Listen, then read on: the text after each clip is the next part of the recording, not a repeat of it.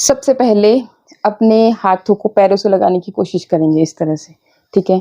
अगर आप लगा पा रहे हो तो थोड़ी देर ऐसे पकड़ के रखिए, अगर नहीं लगा पा रहे हो तो थोड़ा-थोड़ा ऐसे प्रैक्टिस करेंगे तो हो जाएगा, ठीक है। ये कर लिया आपने। फिर उसके बाद अपनी टाँगों को इस तरह से खोल लेंगे थोड़ा, जितना आप खोल सकते हो उतना। फिर उसके बाद इस चीज़ की प्रैक्टिस कर लीजिए, इस तरह से अपने हाथों को लगाना है। ये सिर्फ प्रैक्टिस ही नहीं है, ये भी एक तरह की एक्सरसाइज है। इससे आप खुद फील करोगे। देखिए एक्सरसाइज जब हम करते हैं तो हमें खुद फील होता है कि कौन से बॉडी पार्ट में हमारे हलचल हो रही है, मतलब प्रेशर पड़ रहा है, दर्द होना आपको लगेगा कि नहीं यहाँ पे। जैसे आप ये देखिए, तो ये जो सारा पोर्शन है, ये पूरी आपकी कमर का जो फैट है वो आपका खत्म हो जाता है। तो ये जितना आपसे पॉसिबल हो उतना आप कीजिए, पर ये बिना इस प्रैक्टिस के नहीं होगा। जब आप ये प्रैक्टिस, पेट को कम करने के लिए सिर्फ 2 एक्सरसाइजेज मैं बता रही हूँ। डेली 10-10 मिनट आपने अगर करना शुरू कर दिया, आपका पेट ना आप खुद ब खुद देखोगे कि हफ्ते में ही आपको खुद फील हो जाएगा कि कितना मेरा पेट जो है ना पहले के कंपैरिजन में कम हुआ है। और ऐसा नहीं है कि होता नहीं है, देखने भर से नहीं होता, ये मैं बता दूं, लेकिन आप करोगे काम और डेली रूटीन में ये काम करना होता है। अगर आप सोचे कि एक दिन मैंने कर लिया, दूसरे दिन आलस में पड़ गए, तो ऐसा नहीं होता है। और आलस में पड़ना भी नहीं है, क्योंकि जो आप पहले दिन करोगे ना, उसका पेन सेकंड डे आपको इतना रहेगा कि आपको ज़बरदस्ती करना ही पड़ेगा। 3 दिन तक पेन रहता है, फिर उसके बाद नॉर्मल हो जाता है आपकी बॉडी। 3 दिन तक पेन रहता है, उसके बाद आपकी बॉडी फ्लेक्सिबल हो जाती है, हैबिचुअल हो जाती है, और रेगुलर फिर आप अगर करते रहोगे तो आपका वजन कभी भी नहीं बढ़ेगा। ये बढ़ा हुआ है पेट जो है, लटकता हुआ पेट जो है ना, जिससे हमें इतनी प्रॉब्लम रहती है, अच्छा नहीं लगता है, अपनी अच्छे अच्छे ड्रेसेस नहीं पहन पाते हैं। तो उसके लिए बस आप ये रूटीन में 2 काम करना शुरू कर दीजिए। ना सिर्फ आपका बेली फैट को ही रिड्यूस करता है, इवन जो हमें पीरियड्स के दौरान इश्यूज होते हैं उनमें भी बहुत ज़्यादा हेल्प करेगा और आपके कोर को स्ट्रेंथन करेगा। तो आपको फिर इस तरह की प्रॉब्लम्स भी नहीं होती हैं, जो भी लेडीज़ की कोई भी बीमारियाँ हैं। तो इसलिए कोशिश कर लोगे अच्छी तरह से अपने पैरों को पकड़ने की, उसके बाद ही आपसे ये अच्छे से हो पाता है।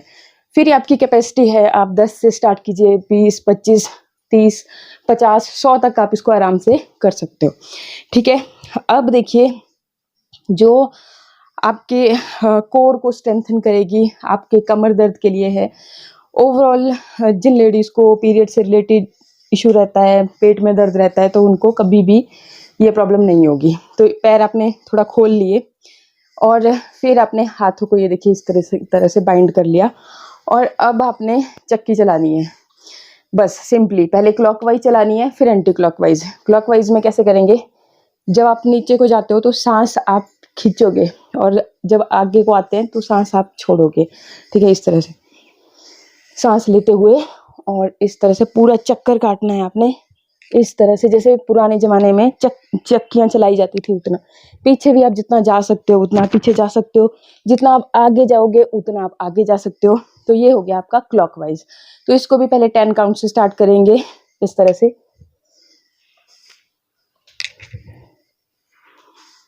2,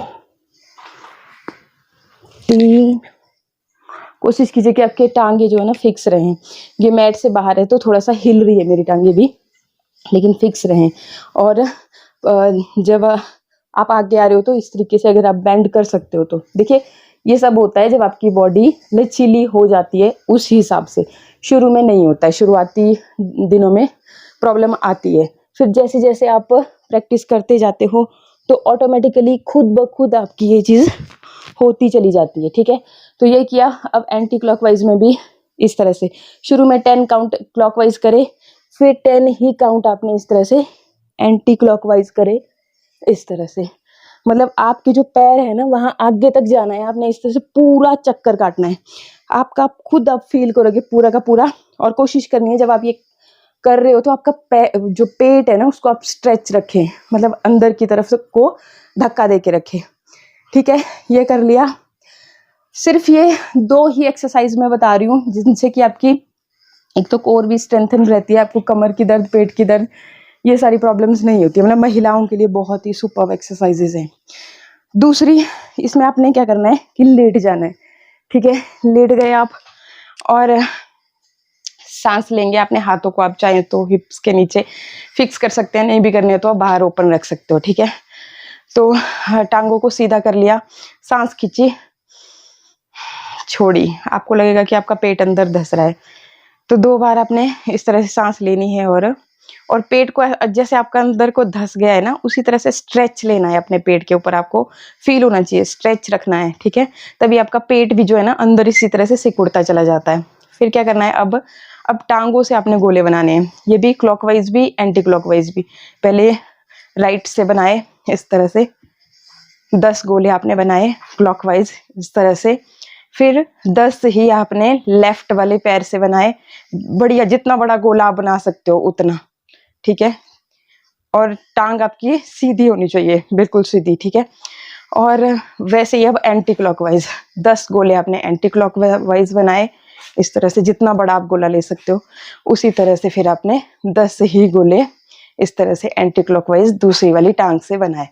ये चीज़ जो है ना, ये आपने रेगुलर करनी है, ये आपकी कोर को भी स्ट्रेंथन करती है और ये जो पीरियड्स वाले इशू हैं उसके लिए बहुत ही फायदेमंद है। इसके अलावा एक और बताती हूँ, ये भी आपके पेट के लिए भी अच्छी है, जिनको कमर में दर्द रहता है उनके लिए भी, और बाकी आपके लोअर बेली फैट को भी कम करेगी, लोअर ही नहीं अपर भी। तो लोअर के लिए देखिए, सिर्फ आपने इतना सा पाँव उठाना है, थोड़ा सा गर्दन को भी ऊपर उठाएंगे, पैरों को भी, और इस तरह से क्रंचेस करने हैं। पेट को आप बिल्कुल ऐसे जैसे मतलब खींच के रखोगे, बोलने का मतलब ये, और इस तरह से करते जाओगे, ठीक है। इस चीज को देखिए आप 30 डिग्री, 45 डिग्री और उसके बाद बिल्कुल स्ट्रेट 90 डिग्री तक लेके जा सकते हो। और सेम यही चीज आपको खुद फील हो। जब 45 के एंगल पे थे हम, तो कहाँ आपके पेट पे स्ट्रेच पड़ रहा है, ठीक है। और 90 पे जब आप जाओगे तब भी आपको खुद फील होगा कि कहाँ पे स्ट्रेच फील हो रहा है।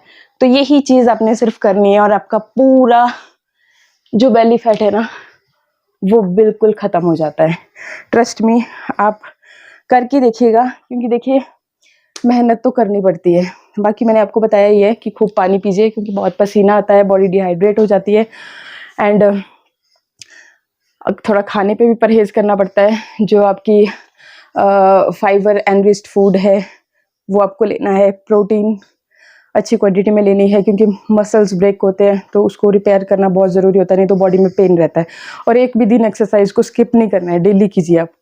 इसके अलावा जब आप थका हुआ फील करें तो आराम से बैठ करके आप कपालभाति करते रहें। इसमें क्या करना होता है कि जब आप सांस छोड़ते हो तो पेट को अंदर खींचना है, सांस बाहर पेट अंदर, इस तरीके से आपको इसे करना है। और इसे भी आपने थोड़ा सा फास्टली ही करना है, तो आपका जो बेली फैट है वो भी रिड्यूस होता है। बाकी ओवरऑल हेल्थ के लिए भी ये बहुत ही अच्छा है। आई होप वीडियो आपको अच्छा लगा हो। अच्छा लगे तो लाइक शेयर सब्सक्राइब।